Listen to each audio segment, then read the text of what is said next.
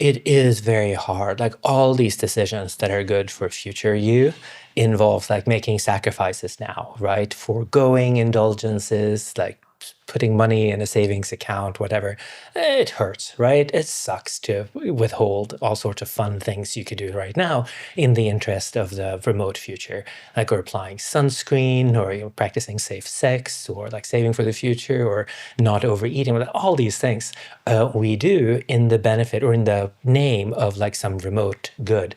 And there we're up against this like feature. I don't even want to call it a flaw. It's a feature of human nature, which is that we're like biased toward the present, right? We want our fun now, right? We discount the future. We want to indulge now. So there are a couple of strategies that economists have suggested that you can use to overcome this sort of bias. One thing you could do is to leverage social pressure. So you can gather with a group of friends. So you can say, hey, we're gonna, we all have these Fitbits or whatever. We're gonna commit to taking a certain number of steps every day, or we're gonna commit to saving a certain amount of money every week or every month, whatever. And that way you can get like short-term benefits, the approval of your friends, in the interest of a longer-term goal. Another thing you can do is to sort of couple the sacrifices with small indulgences. So this is called temptation bundling. And I feel like temptation bundling. I feel like I've used that to good effect. Yeah. So I eat too much crap. That's one of the things I try to change. Like I go to work, I forget my lunch at home, I eat something at the cafeteria. It's kind of pricey. It's not very good, and it's definitely not good for me, right? Too much sodium. And so I try to encourage myself to bring more food from home, to bring my own lunches, even if they're boring, like the kids' leftovers from the night before or whatever. But then if I succeed, so if I bring decent, homemade food Monday through Thursday, I allow myself to go out for lunch on Friday. And then I try to go to a decent restaurant instead of like the cafeteria around the corner. So I might allow myself a poke bowl or something, still relatively healthy, but, kind of a little really spending. going mental there, aren't you?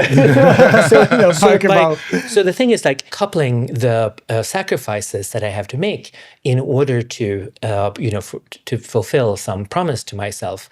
I can motivate myself by promising myself a short-term indulgence like this. Sometimes you can combine the one thing with the other. So Katie Milkman, the behavioral scientist who's written about this, she suggests like if you're into an audiobook, like if you really want to hear how the audiobook ends, like listen to it at the same time as you're on the treadmill or something, or listen to it at the same time as you're folding laundry or washing dishes or something.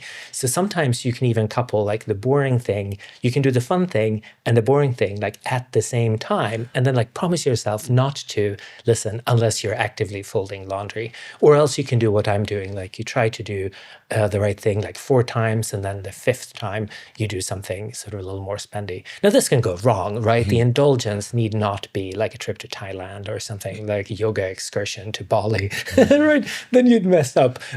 So a relatively small indulgence, and it can be very small. Like I will sometimes go to a vintage shop and buy like a funky tie, whatever. It's like in terms of climate effects, it's effectively 0. It doesn't cost very much. Like a vintage tie might cost like 5 quid, 10 quid maybe, right? But nonetheless, it makes me a little happy. I have something fresh to wear around my neck, whatever, something colorful on Zoom calls and whatever. Did you ever have trouble with discipline? Because you seem very like... Yes. Yeah. So did you used to just be spending, like very impulsive? So like the standard joke in my world, like again, don't tell anyone, is that people who go into decision making oftentimes do it because they know that they're kind of bad at it. And so paradoxically, like if you look at the people who study decision making, they tend to be worse than like the random guy on the street. And I guess I would like fall in that category. Yeah, I drink more than I should. I don't exercise as much as I should. I eat out too much. I should be saving more.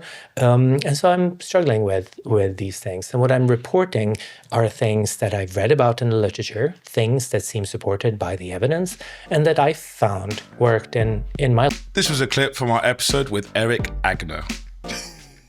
What? It was. Okay, look, this was a clip from our episode with Eric Agner. You can watch the full episode right here. He's an economist, he's amazing, he tells you all about how to get rich and fix the world and stuff like that. Just take my That's it. That's the clip. We want to laugh at you because it's funny. Eric Agner.